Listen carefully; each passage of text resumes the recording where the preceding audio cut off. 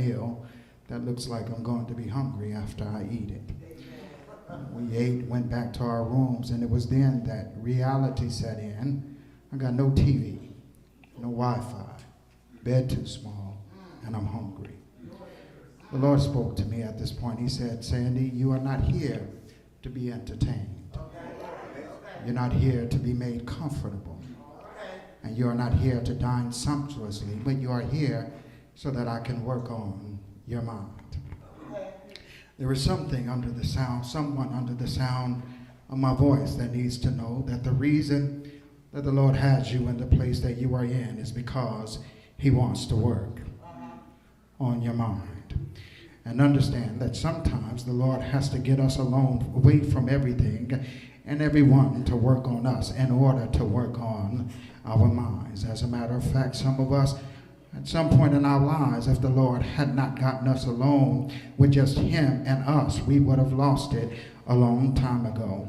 And it was that ride from work alone, that time you spent walking alone in the grocery store, that time you spent exercising, that time working on one of your hobbies where it was you and God alone, and he started helping you decompress because you were on the verge of exploding, having to wrestle with the kids, wrestle with the bills, wrestle with the relationship, wrestle with the job, wrestle with the health issues, stuff that would have drove you crazy by now. But because the Lord had a one-on-one with you, in spite of all that you got, in spite of all that, you've got peace like a river. In spite of all that, your faith is standing up to the test. In spite of all that, you are able to find your stability in the Lord. Yes, there are times where God has to get us alone and work on our minds. And what this retreat taught me is how distracted I was and that God wanted more of my attention and time.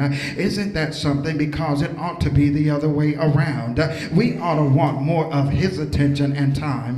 That's what Isaiah is saying. Keep your mind on him. And let me tell you what else I learned is that distractions are one of the devil's weapons, because if he can keep your mind on television, if he can keep your mind on Facebook, Twitter, and Instagram, if he can keep your mind on work, if he can keep your mind on school, if he can keep your mind on relationships instead of on God's word, prayer, and devotion with God, he can wreak havoc in your life anytime he pleases. You ever wonder why you're mad and don't know why, how you and your significant other can be getting along one minute and fighting the next? You are frustrated with everything and everybody around you. You can't get sin out of your life. You keep running back to the same thing that is messing up your relationship with God. It is because we slipped into a place of where our minds are not on him, who desires to keep us